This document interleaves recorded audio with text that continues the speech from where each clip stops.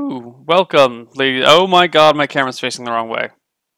Welcome, ladies and gentlemen, to the Weekly Reroll, the show that we attempt to do every week, even though it doesn't always work out every week, where we recap everything that happened in the previous week of D&D. It's been like 3 weeks since we did the show. I was gone for a week and a half, and then there were some problems the week before, so we're a little behind. Well, we've also been missing a lot of D&D in the last couple of weeks, so we're just to recap everything that happened this last week. We're not going to worry about going back, 3 weeks to catch up on everything. So let's do what happened in the last week. Let's turn on some lights. There we go. So let's start with Roleplay Solemn. Again, this will contain spoilers if you haven't seen the last episode of Roleplay. Roleplay Solemn starts off with the party trying to investigate this prince. Prince Yavern. It's written down somewhere. The Prince of Miklograd, which clever people have noticed is the Viking name for Constantinople. Yes, that is an intentional reference I'm making. So they're trying to figure out some stuff about this prince so they can kind of maybe decide how to kill him, how to get past his guards, because he's got some heavy plated knights around him at all points in time.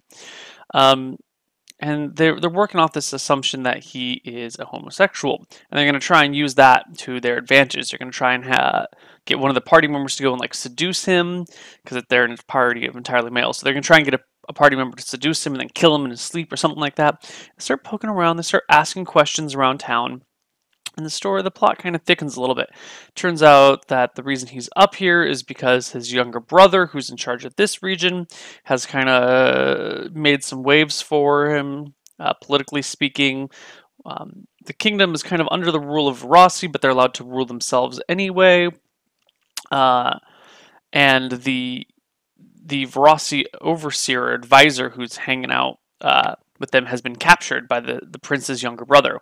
So the prince is up here trying to convince his younger brother to not do anything foolish. The party's not sure exactly how things have played out here, but they're going to try and seduce and kill the prince, or maybe something else. So while they look into this, a number of things happen. How do we? Well, you know what? None of that stuff is actually plot relevant. A bunch of shit goes down. A ton of stuff happens while they're looking into this.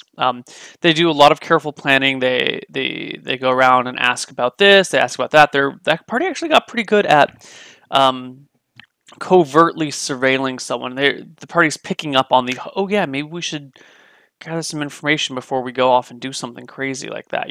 So that's good. I'm very happy about that.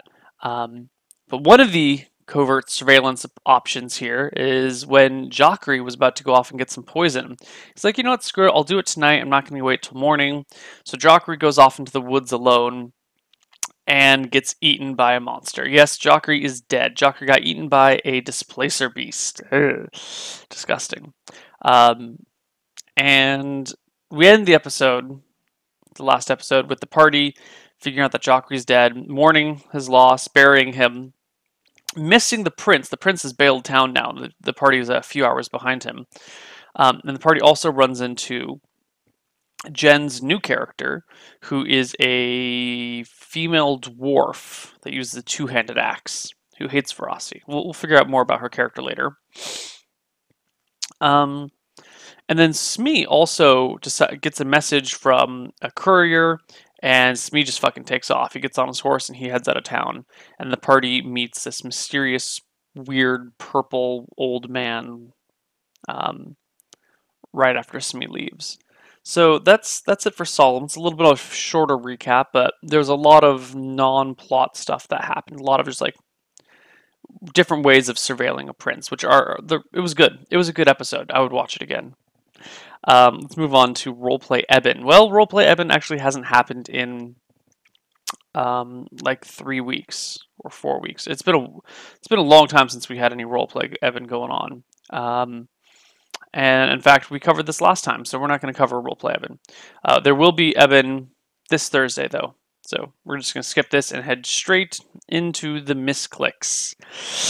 Misclicks D&D had quite the adventure in the last couple of weeks. The two kind of bleed into one another. So we're gonna recap the storm that they were in. The Misclicks ship got caught in a storm, and it did not go well. The ship sank. The party managed to get themselves and a few members of their crew, just two actually, safely to shore. And they all washed up on the beach. And naked and tired and hungry and cold, they managed to find some shelter in this, in the ruined temple, if you could call it that. It's really the only one building in the island that they had been investigating earlier, the one that supposedly has a bunch of treasure at the base of it. Well, as they get there, the temple is inhabited by snakes, and the party goes in to fight them off. And Faye takes like a critical hit to her leg and chest, I think. Her knee is completely shattered to pieces, and she gets down to -9. She's almost dead. Party saves her and waits for her to recover. The storm blows itself out. Everyone's fine from that. Faye recovers, but it's been like 9 days of recovery, and her leg hasn't been treated by anyone. It's this black, festering, disgusting mess that's just like infected and gross and disgusting and awful, and gangrene is setting in. The party is struggling with how are they going to get off the island, how are they going to move Faye, how is this all going to happen, and they decide to keep investigating this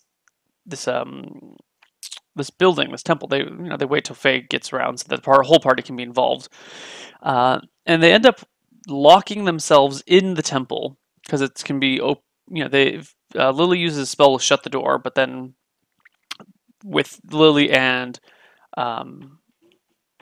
what's her name? December inside.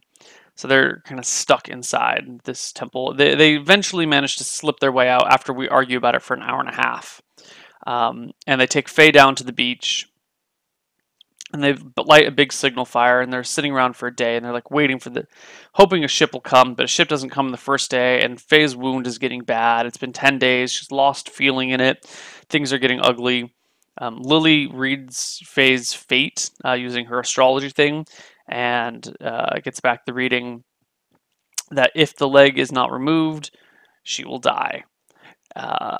And so they decide to try and, none of them a proficient healer, none of them a proficient surgeon. No one really knows what they're doing, but they're going to try and cut off Faye's leg to prevent the spread of the gangrene. The operation does not go well, and Faye bleeds out and dies. So Faye is dead. And we leave with the party mourning her loss, but still stranded on an island. And it's actually an island pretty far away from other habitation. Like really far away from other habitation. There's no towns or cities nearby. It's an interesting position to leave them in, but that's how the Misclicks ended up. With no ship, only one crew member left, and dead Faye. So yeah, that'll be interesting. That's it for Misclicks. So let's move on to Dicing with Death, Season 5, Episode 2. Ryan is the DM. I'm the player. I am playing Qualnir the Cunning. He is a thief. And this week, what did we do this week?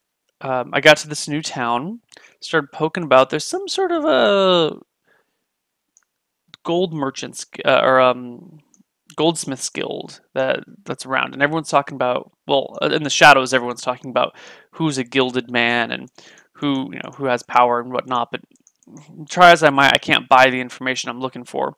So I decided, what, screw it. We're going to ignore the gold merchants guild until they come at us, until they become a problem. And I'm just going to go try and steal a bunch of money from the local lord. Well, I go in, I figure out, I use my prostitute connections to figure out who in the castle is a fond of boys. And then I go up as like, oh yes, and flirt with the knight and get him to sneak me into the castle at night. And I go to poison him, and I successfully poison him after, I got to entertain him for a while the poison takes its course. So we fool around for a bit. Then he dies. I hide his body, and I try and sneak into the prison, not the prison, the treasure chamber. There's a whole thing going on about that, like how I found the treasure chamber, how there was a lot of setup to this. It was really fucking clever. I really enjoyed this last episode because the whole time was spent gathering information and like very interesting role play situations, kind of like building a plan of how we're going to sneak into this castle and steal all the money. Like it felt like a spy movie or something. It was fun. I enjoyed it. You know, there lots of clever thinking, very little combat until the end, until I kill the knight and I'm inside the castle, and then the guard gets alerted. And then another guard gets alerted, and another guard gets alerted. And pretty soon there's a stack of bodies, like 6 bodies deep, that I've like hidden in the knight's room, and I'm trying to figure out where to go. And I hear more voices chasing after that, and so I decide to like try and pick the lock on the door, the treasure chamber door. And I do, and I sneak down into the treasure chamber, but it's fucking empty. It's literally an empty room, a big empty room, with 2 trees growing in it and a dead man, like, hanging between the trees. I'm pretty pissed. I ended up having to sleep with some dude, and I poisoned him, and took a ton of damage, and now I'm trapped in this treasure chamber. And I peer out, and there's 3 guards out there. They're not looking at me, but there's 3 guards outside of the treasure chamber after I, spent 20 minutes searching the place. And we left off with me saying, fuck it, I'm going to sneak out of here, and trying to sneak out of the treasure chamber and go somewhere else. But someone turns around and sees me. And that's where we end. I'm also at 2 HP. This could be the end of Quell Near the Cunning, which I really, really hope it's not, because I really enjoy playing him. So I don't want this to be the end. Fingers crossed. We'll find out next week. Let's move on to Roleplay R&D. We haven't played Roleplay R&D in like a month, so no recap of it today. There should be Roleplay R&D this Saturday. Should be. I think we've confirmed it, but I can't say for sure. But that's it for Roleplay R&D, and let's talk about some Dark Heresy, which hasn't happened and might be canceled. I don't know. There's no Dark Heresy either. So that's it for the weekly reroll. We only did 3 shows. Nice and short, and got everything down. Hopefully that will catch you up. I believe everything this next week is happening with the exception of Eban. I don't know anything about Eban. But everything else should be going on. So, that's it for the weekly reroll, guys. If you stick around now, for those of you who are watching live, we will hop into cartography in just a few moments. And then after that, I need to pack because I'm moving. So I'll probably just stream myself packing because that for some reason you guys like that, and I'll just do it, I guess. Okay, cool. See you guys in a moment. Bye-bye.